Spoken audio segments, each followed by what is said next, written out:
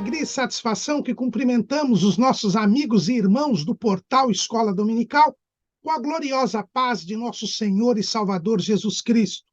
Estamos dando início a mais uma pré-aula, esta ferramenta que o portal Escola Dominical disponibiliza no início da semana, para que os irmãos possam melhor preparar a sua aula da Escola Bíblica Dominical. Leiam a revista das lições bíblicas, assistam a esta pré-aula, leiam o nosso texto de apoio no portal Escola Dominical, portalebd.org.br. Alguns irmãos reclamam que nós não repetimos o texto da revista. E não é esta a nossa proposta. A nossa proposta aqui é de subsídios complementares aos irmãos. No portal Escola Dominical, os irmãos encontram subsídios que repetem o texto da revista, como a aula do pastor Luiz Henrique de Almeida Silva, que é o pioneiro das aulas de internet na EBD. Porque, além do nosso texto, nós disponibilizamos 5 ou 6 outros textos da faixa etária dos adultos. O site do portal Escola Dominical também disponibiliza textos de aula, videoaulas e dinâmicas de todas as faixas etárias do currículo da Casa Publicadora das Assembleias de Deus e de outros currículos de Escola Bíblica Dominical. Durante a semana também, se o irmão tiver alguma dúvida, poste a sua pergunta na sala dos professores do portal Escola Dominical. Nós não respondemos questões nos comentários nas redes sociais. Se alguém responder, nós não nos comprometemos com esta resposta. Durante a semana também disponibilizamos breves comentários em áudio das leituras diárias sugeridas na revista. O irmão terá um instante de momento devocional e também poderá obter ainda mais informações sobre a lição. No sábado à noite, às 19 horas, horário de Brasília, nós transmitimos ao vivo o estudo preparatório dos professores e amigos da Escola Bíblica Dominical, do Ministério do Belém, na sede aqui em São Paulo, onde o irmão interativamente no chat poderá elucidar as suas últimas dúvidas. Se estiver aqui em São Paulo região, o irmão é nosso convidado. A reunião é aberta a todos os que amam o estudo da Palavra de Deus e ela se realiza na sede da FAESP, Faculdade Evangélica de São Paulo, que é mantida pelo Ministério do Belém e que fica no templo antigo da igreja, na Rua Conselheiro Cotegipe 273, no bairro do Belenzinho. Mas tudo isso é apenas a preparação da Escola Bíblica Dominical. Ela somente se realiza quando o povo do Senhor vai à casa do Senhor, no dia do Senhor, para estudar a palavra do Senhor. E hoje nós estamos encerrando o 4º trimestre de 2023. Estamos encerrando o ano de 2023. Como dizem os latinos, tempus fugit, o tempo voa. Jesus está cada vez mais próximo. Preparemo-nos para a sua vinda. E estamos terminando este ano de 2023 estudando o tema Até os confins da terra, pregando o evangelho a todos os povos até a volta de Cristo. Estamos terminando hoje o estudo de missiologia e de teologia das missões. O nosso comentarista foi o pastor Wagner Tadeu dos Santos Gabi, que é o presidente das Assembleias de Deus em Curitiba, capital do estado do Paraná. E antes de adentrarmos a última lição do ano, gostaríamos de desejar aos irmãos um feliz 2024. Um ano repleto das bênçãos de Deus, mas um ano em que continuaremos esta derrocada, esta tragédia que é este mundo. Que oremos ao Senhor, como diz o hino 379 da nossa harpa cristã, é o hino 379, a nossa harpa cristã.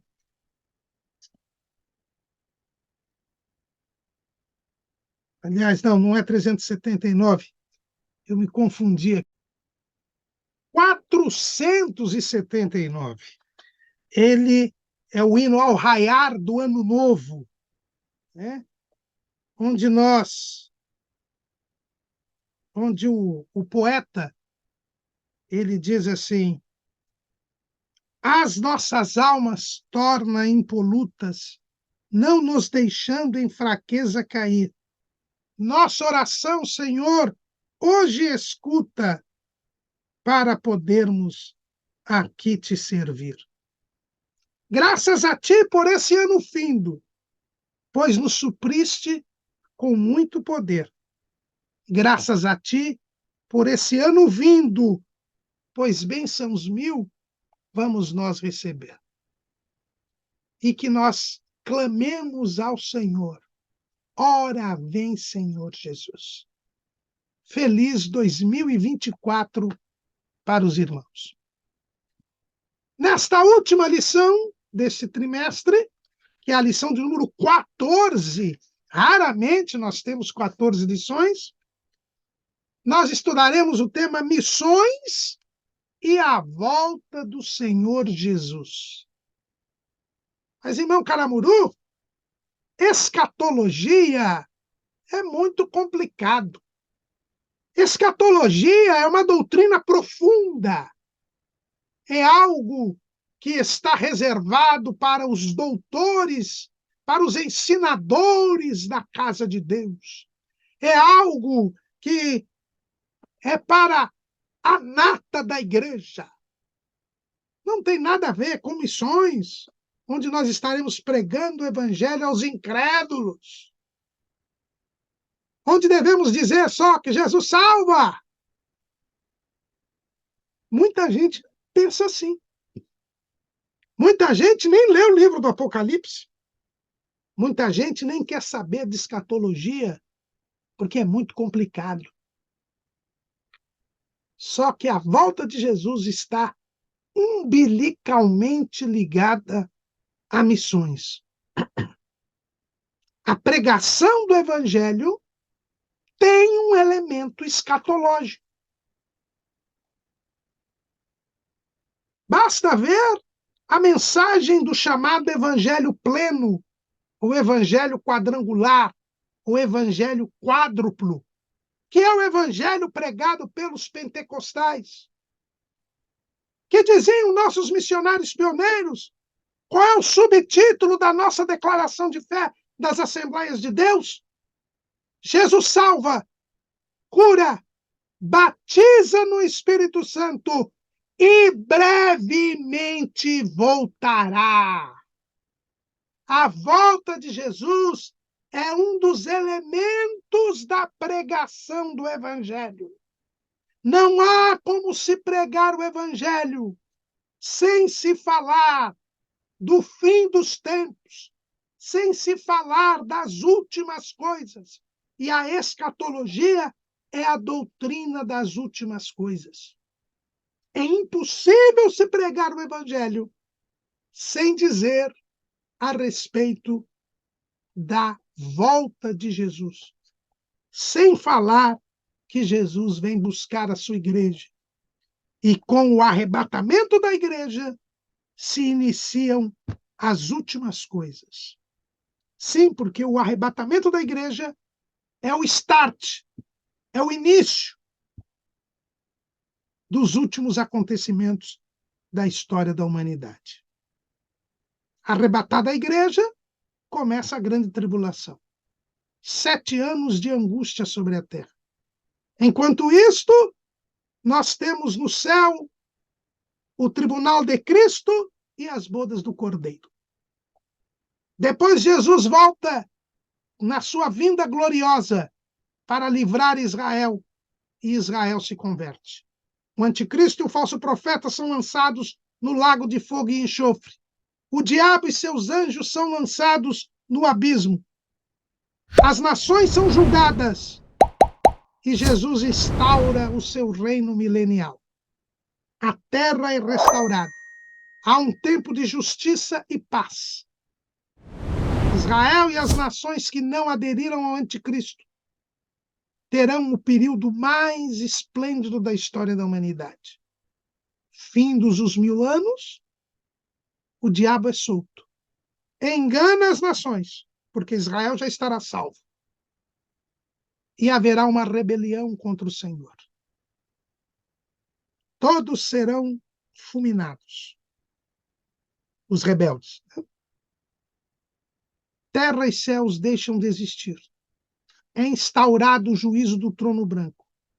Toda a humanidade, salvo a igreja, é julgada.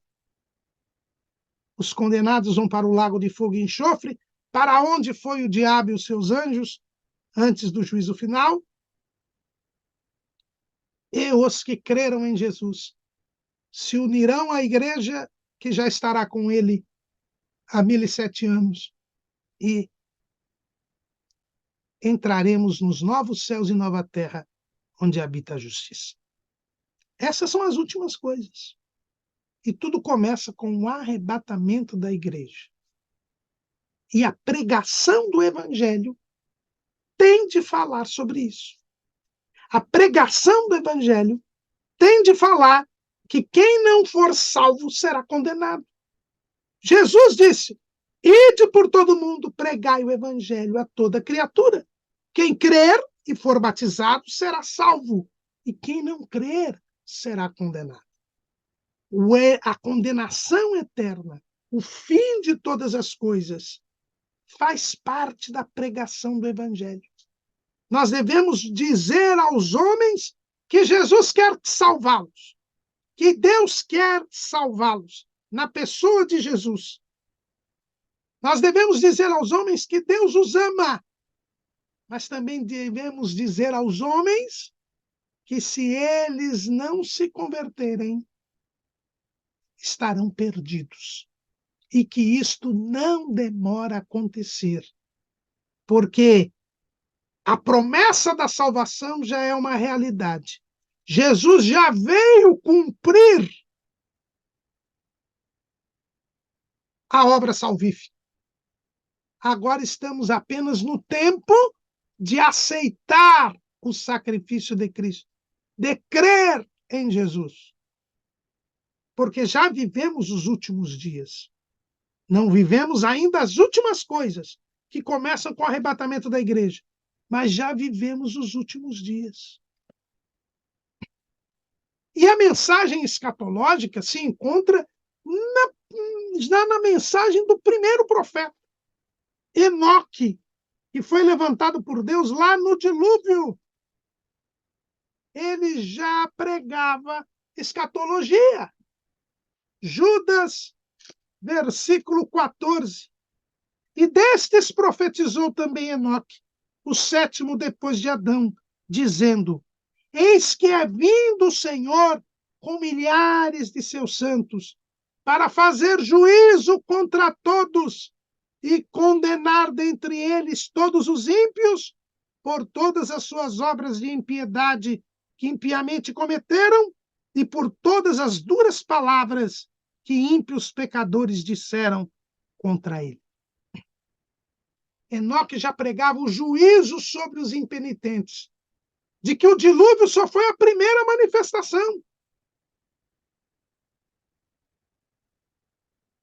E que se consumará no juízo do trono branco. Então, a primeira pregação por um profeta já tinha um elemento escatológico. E é tão profundo isso, irmãos, que Pedro nos revela.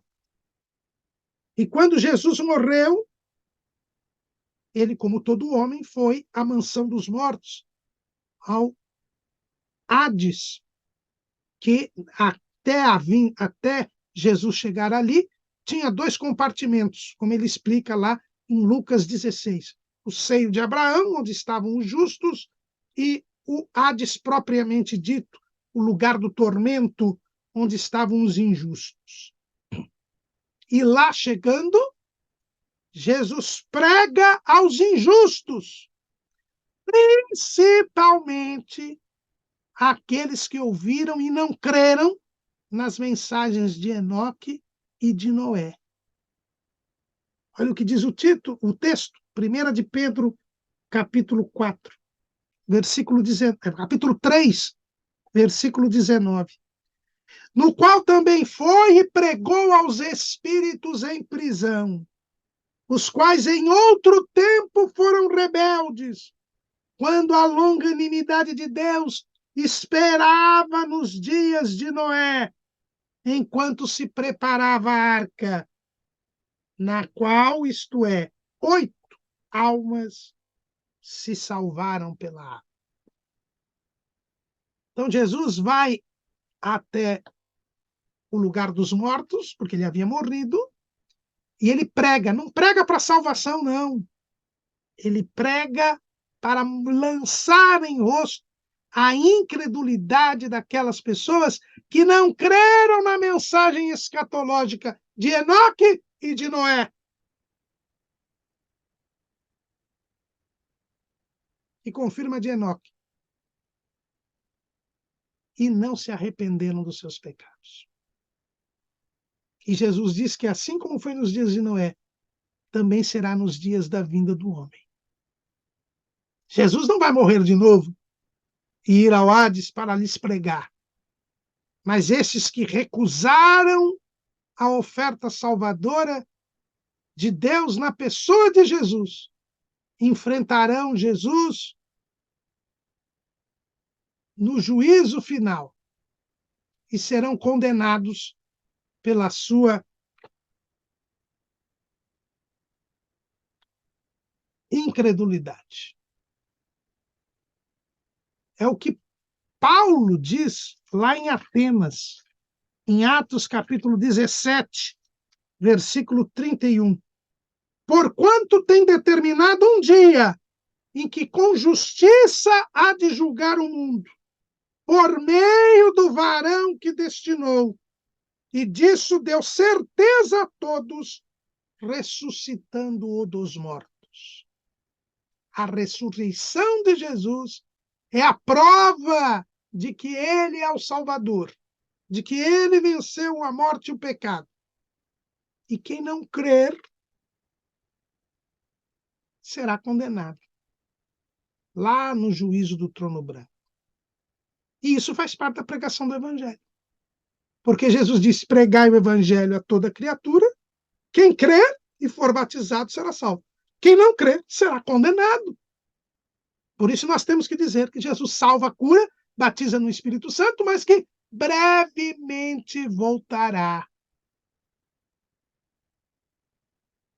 Falamos do primeiro profeta, Enoque, que tinha uma mensagem escatológica. O último profeta da lei dos profetas, dos antigos, é João Batista. Lucas 16:16 diz: a lei e os profetas duraram até João. João também tinha mensagem escatológica. Mateus, capítulo 3, versículo 11. E eu, em verdade, vos batizo com água para o arrependimento. Mas aquele que vem após mim é mais poderoso do que eu. Não sou digno de levar as suas sandálias. Ele vos batizará com o Espírito Santo e com fogo. Em sua mão tem a pá, e limpará a sua eira, e recolherá no celeiro o seu trigo, e queimará a palha com fogo que nunca se apagará. Na pregação do Messias, o Salvador, aquele que batiza com o Espírito Santo, mas é também aquele que será o juiz, aquele que lançará os impenitentes num fogo que nunca se apaga. João Batista também trouxe o aspecto escatológico da pregação do Evangelho. Precisamos crer em Jesus como Salvador. Precisamos ser batizados com o Espírito Santo por Ele, para que escapemos do juiz, que há de julgar os vivos e os mortos. Sim, Jesus irá julgar os vivos e os mortos. 2 Timóteo, capítulo 4, versículo 1. Conjuro-te, pois, diante de Deus e do Senhor Jesus Cristo, que há de julgar os vivos e os mortos na sua vinda e no seu reino. Ele julga os vivos na sua vinda, que são a igreja, que é a igreja, que vai ser julgada por ele no tribunal de Cristo, não para condenação, mas para galardão. Mas também no seu reino, ele julgará os mortos. Fim do reino milenial, haverá o juízo do trono branco. Pedro também fala disso, 1 de Pedro, capítulo 4, versículo 5, os quais hão de dar conta o que está preparado para julgar os vivos e os mortos. Jesus há de julgar os vivos e os mortos. Nós precisamos falar disso na pregação do Evangelho. O Evangelho completo tem um elemento escatológico. Não há como fugir de dizer do arrebatamento da igreja, do juízo final, quando falamos do Evangelho. Jesus falou de escatologia. Na sua pregação, ele sempre mencionava os elementos do fim do mundo, não só no seu sermão profético. Por exemplo, na parábola do joio e do trigo. Mateus, capítulo 13, versículo 40. Assim como o joio é colhido e queimado no fogo, assim será na consumação deste mundo. Mandará o Filho do Homem os seus anjos, e eles colherão do seu reino tudo o que causa escândalo e os que cometem iniquidade, e lançá-los-ão na fornalha de fogo. Ali haverá pranto e ranger de dentes. Então os justos resplandecerão como o sol no reino de seu Pai. Quem tem ouvidos para ouvir, que ouça. Jesus sempre também falou do elemento escatológico. Esse é um elemento que tem de estar presente na pregação das pessoas. Hoje se prega um evangelho que não se fala das últimas coisas, que não se fala nem do inferno, para não assustar os pecadores, para não espantar os pecadores. Quando toda mensagem de pregação do evangelho tem um elemento escatológico. O sermão que Pedro pregou no dia de Pentecostes. Atos capítulo 2. Como foi que começou este sermão?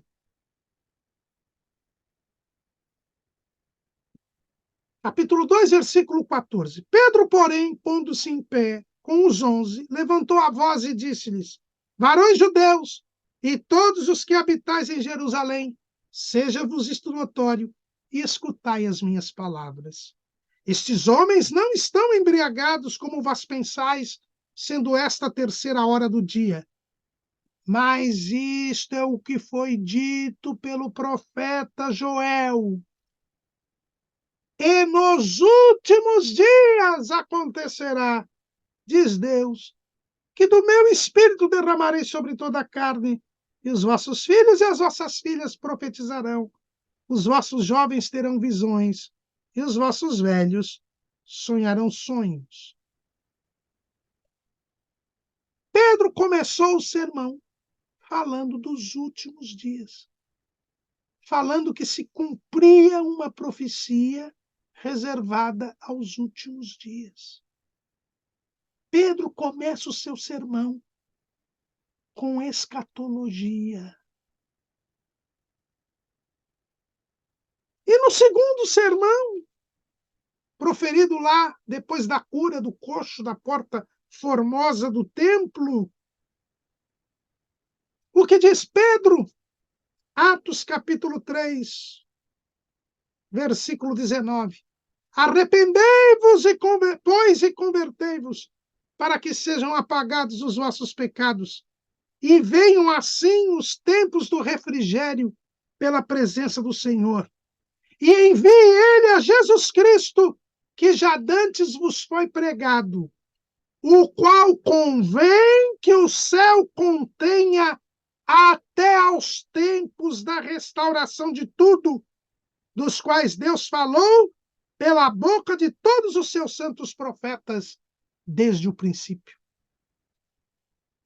Pedro chama o povo ao arrependimento, mas já diz que Jesus vai ficar nos céus até o tempo da restauração de tudo. E que isto havia sido dito pelos profetas. Aqui Pedro também fala do elemento escatológico. Fala do retorno de Cristo do céu para estabelecimento do tempo da restauração de tudo, que é o milênio. Então não há como fugir do aspecto escatológico.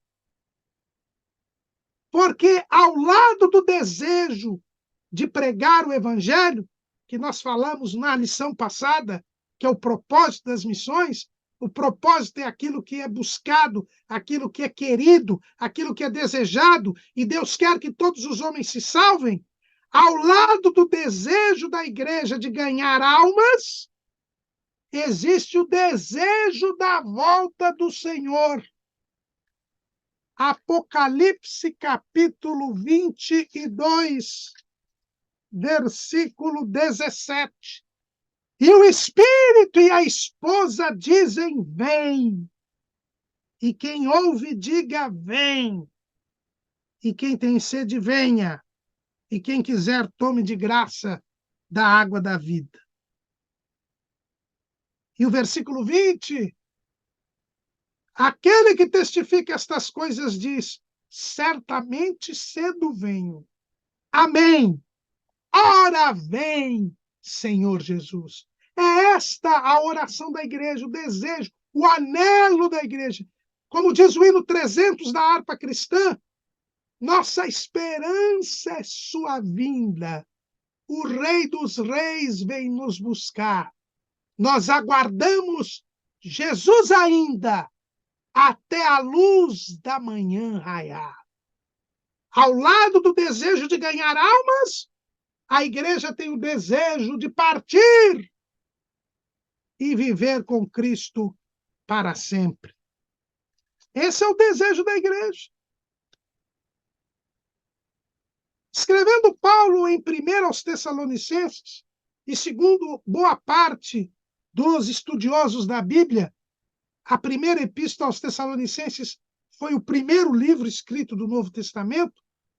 Paulo ele sintetiza o que é a vida cristã, nesse que talvez seja o primeiro escrito do Novo Testamento. E ele diz o quê? 1 aos Tessalonicenses 1:9. Porque eles mesmos anunciam de nós qual a entrada que tivemos para convosco. E como dos ídolos vos convertestes a Deus, para servir ao Deus vivo e verdadeiro, e esperar dos céus a seu Filho, a quem ressuscitou dos mortos, a saber, Jesus, que nos livra da ira futura. O que é a vida cristã, diz Paulo? É se converter dos ídolos a Deus, é servir ao Deus vivo e verdadeiro, mas é também esperar Jesus nos livrar da ira futura.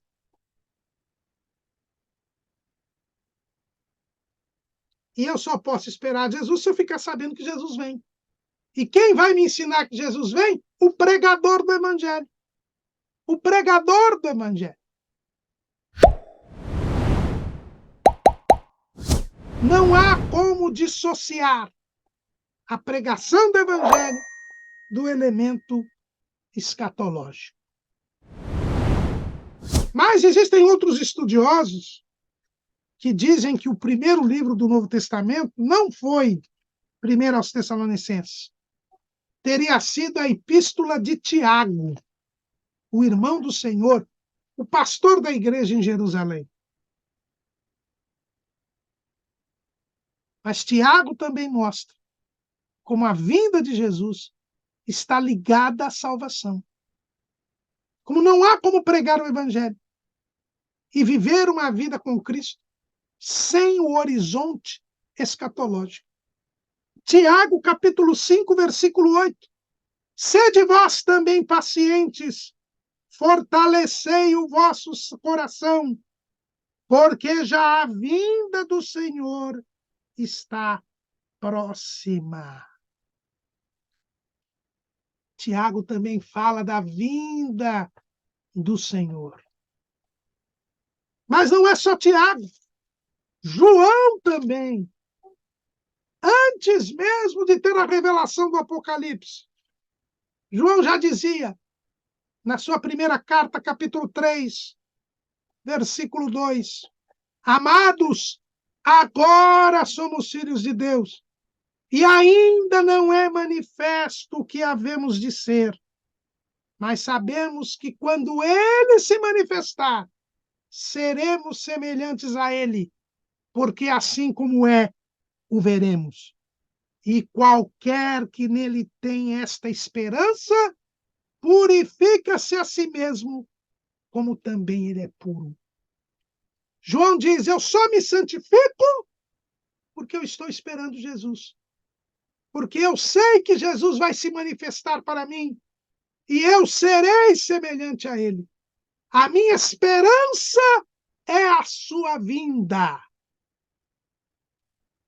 Não há como dissociar a pregação do Evangelho à escatologia, à volta de Cristo. A esperança da igreja é a volta de Cristo. E, portanto, eu não posso fazer missões, que é pregar o Evangelho, inclusive nos confins da terra, sem falar da volta de Jesus. Então, em primeiro lugar, missões está ligada à volta de Jesus, porque anunciar a Jesus é dizer que Jesus voltará. Então, a própria mensagem do anúncio de Cristo, que é fazer missões, é anunciar a Cristo, importa em dizer que Jesus brevemente voltará. Mas o próprio anúncio da salvação nos mostra que eu preciso falar da volta de Jesus. Por quê? Porque Jesus quer salvar? Deus quer salvar? Porque o homem está perdido, porque o homem está condenado. Então não há como eu pregar o evangelho sem mostrar para o homem que ele é um pecador. Nós acabamos de ler aqui Pedro pregando lá, depois da cura do homem da porta formosa do templo. Arrependei-vos, pois, e convertei-vos. Para que chegue o tempo do refrigério pela presença do Senhor. Então, quando nós pregamos o evangelho, nós dizemos para as pessoas que elas estão perdidas, porque o homem está no pecado. E só Jesus pode libertá-lo do pecado.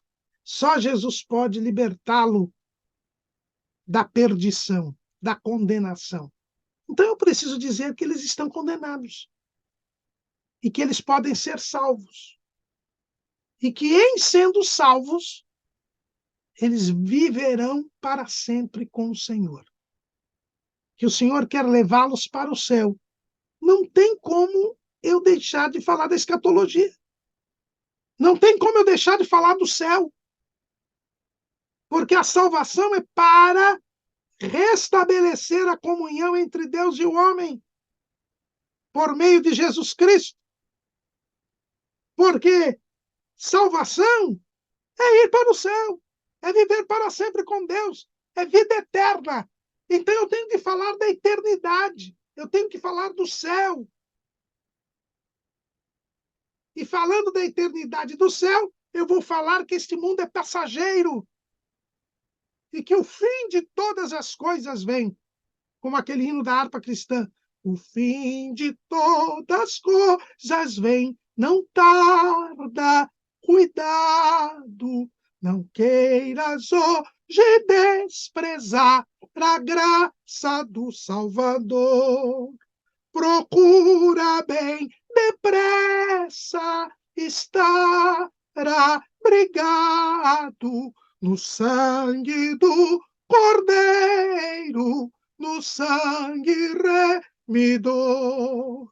Que sangue precioso saiu de meu Jesus, que sangue glorioso vertido foi na cruz.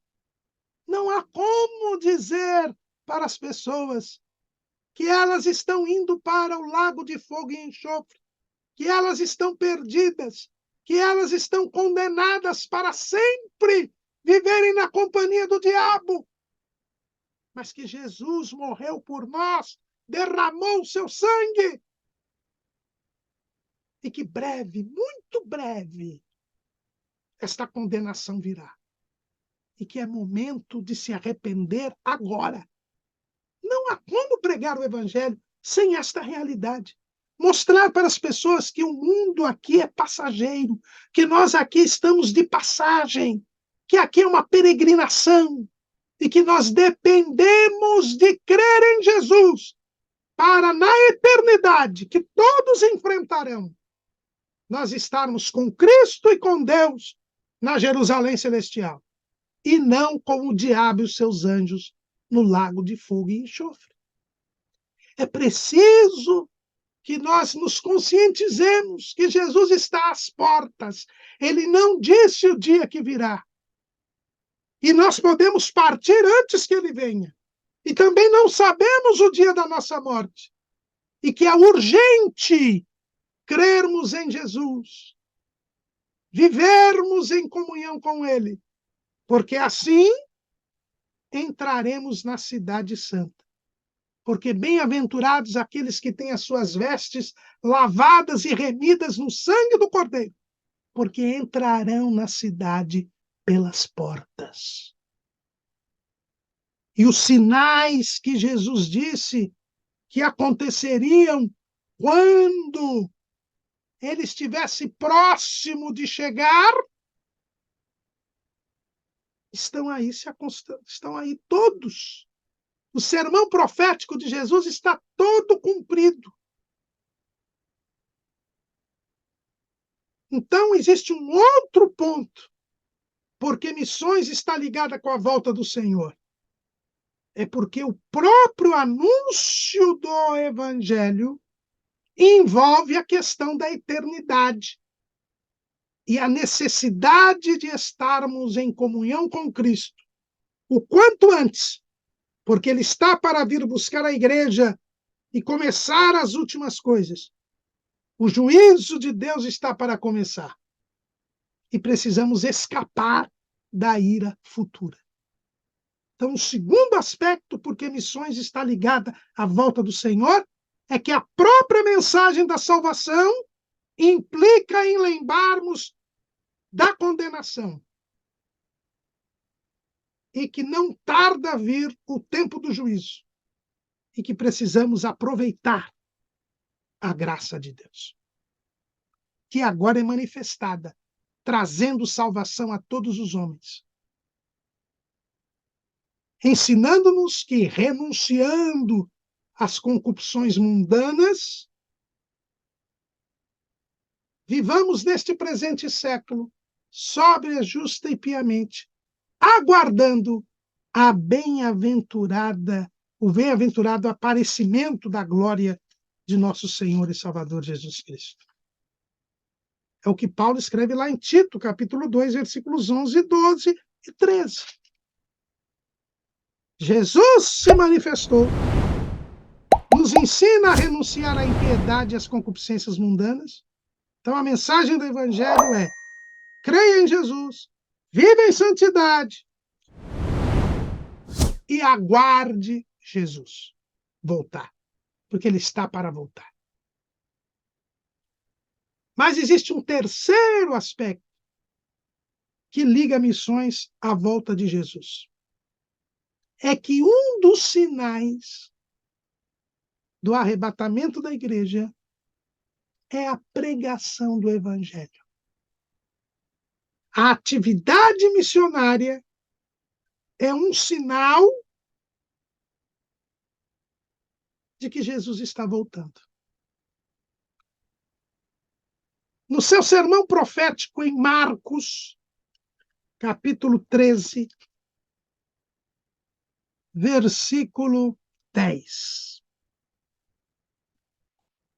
Marcos, capítulo 13, versículo 10. Mas importa que o evangelho seja primeiramente pregado entre todas as nações. E aqui nós devemos fazer uma distinção entre o sermão profético em Marcos e o sermão profético em Mateus.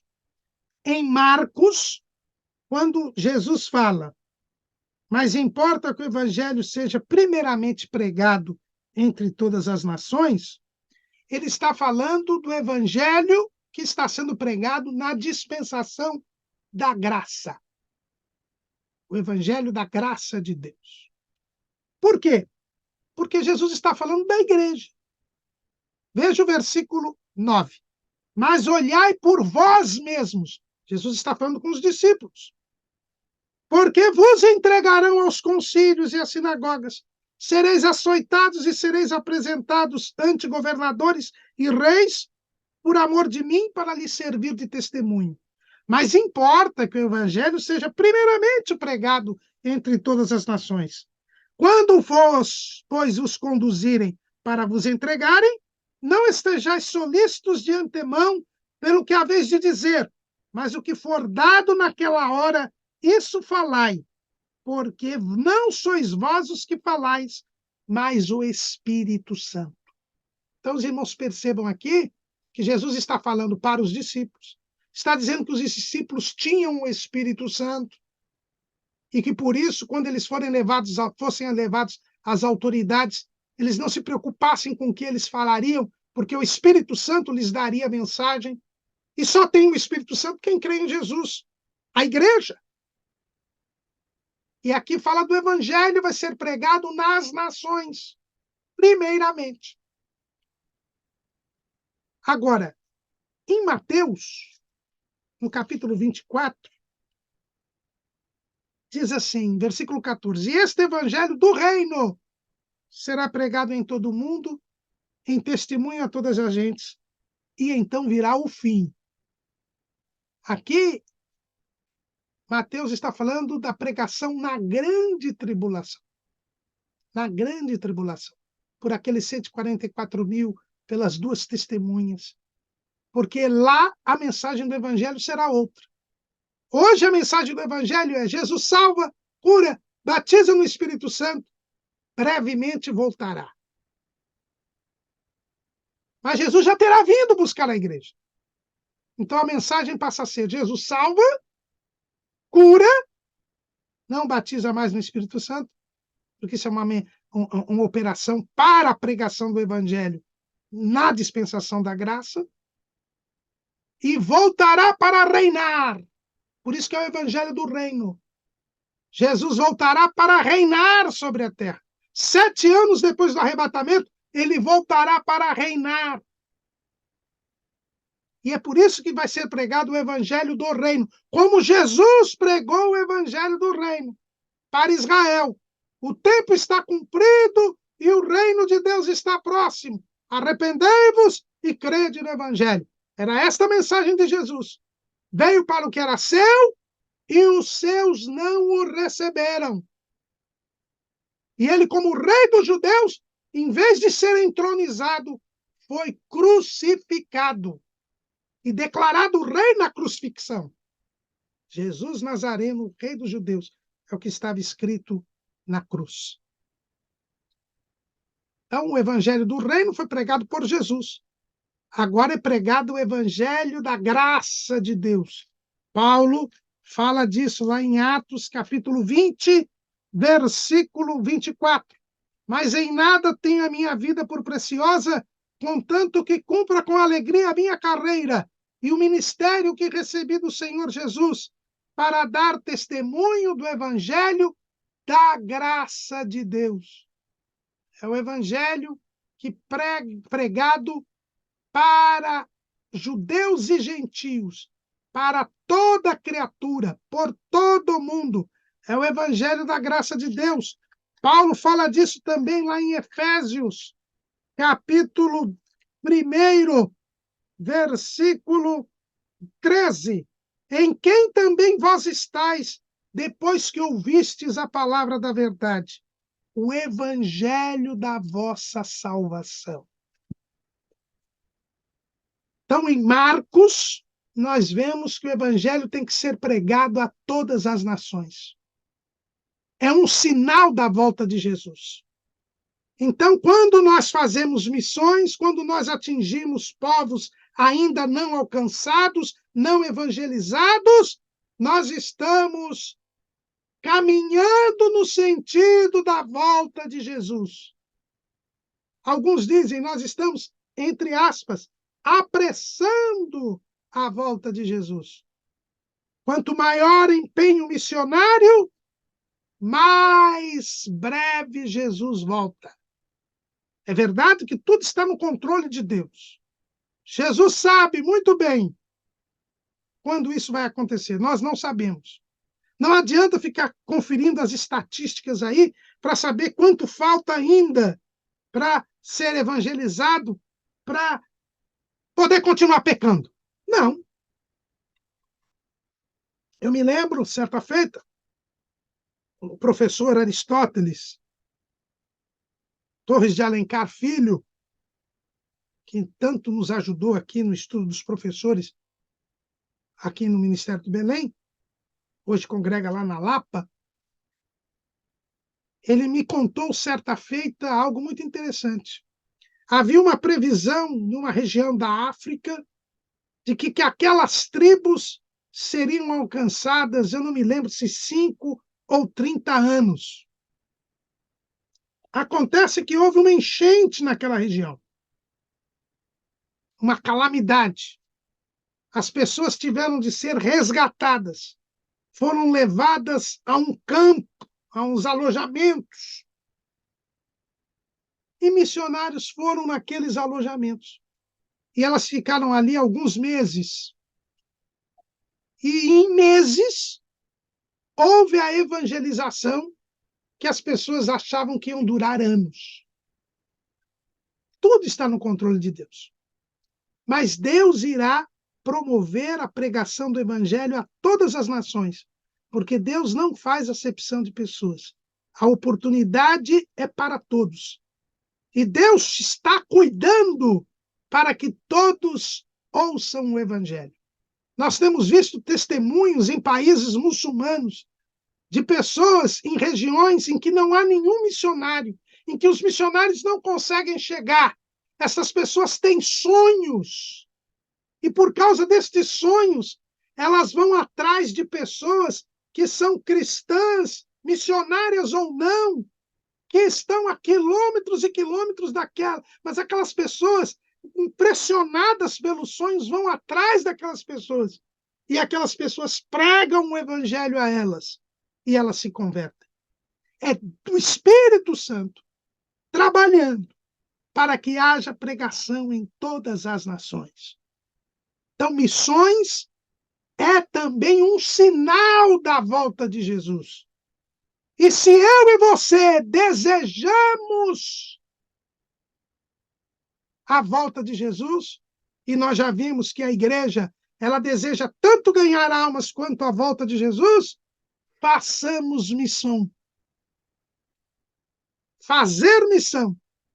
Seja orando, seja contribuindo, seja indo ao campo missionário, seja cooperando, nós estaremos dizendo para o Senhor: ora vem, Senhor Jesus. Quanto mais cedo o mundo for evangelizado, mais cedo encontraremos com o Senhor nos ares. O esforço missionário de cada membro em particular do corpo de Cristo é um passo que se dá em direção ao arrebatamento da igreja. E não é por acaso que quando Jesus escreveu aquelas cartas às igrejas da Ásia Menor, aquelas 7 cartas, aquelas 7 igrejas tipificam os vários períodos históricos da igreja. São 6 períodos históricos da igreja. Mas, irmão Caramuru, são 6 períodos históricos, mas são 7 igrejas. Porque as 2 últimas igrejas, Filadélfia e Laodiceia, correspondem ao último período histórico da igreja. A igreja que vai subir e a igreja que apostatou da fé. A verdadeira igreja, a falsa igreja.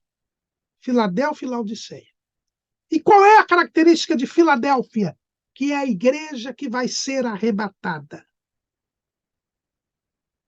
Capítulo 3, versículo 8.